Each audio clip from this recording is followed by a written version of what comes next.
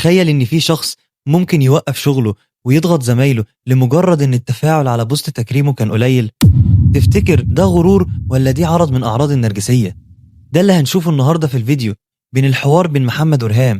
رهام، هو انت شفتي البوست اللي نزلته امبارح بتاع حفلة التكريم بتاعتي؟ ايوه يا محمد شفته، وبجد مبروك، انت تستحق كل خير. مبروك، بس يا بنتي انت ما شفتيش المجهود اللي انا عملته. انا طول الليل عمال بكتب في الكلمات واختار الصورة اللي هحطها. بصراحة كنت مشغولة جدا، بس يعني الصور جميلة والكلمات حلوة. رهام، انت لسه ما علقتيش على المنشور.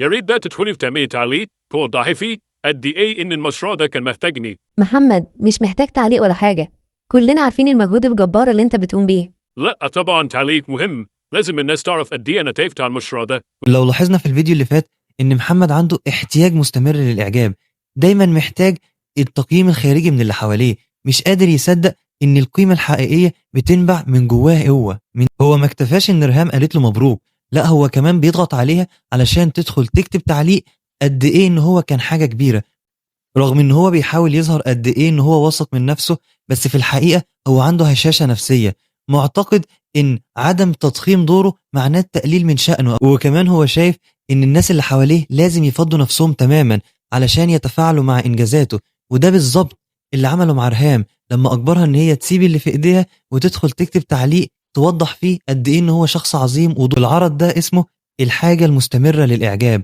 وده من ابرز الاعراض اللي بيتميز بيها الشخصية النرجسية. وعلشان تعرف تتعامل مع العرض ده يبقى لازم تحط حدود للمدح، ما تمدحوش عمال على بطال، امدحه فقط في الأوقات اللي فعلا يستحق فيها المدح. وإذا خلاص لازم تمدحه ركز أكتر على الفعل نفسه، ما تركزش عليه. يعني مثلا ممكن تقوله التقرير ده منظم جدا، أحسن بكتير من ان انت تقوله انت بجد عبقري في كتابة التقريرات. دلوقتي أنا عاوز أسمع آرائكم انتم في الكومنتات، إزاي ممكن نتعامل مع العرض ده من الشخصية النرجسية؟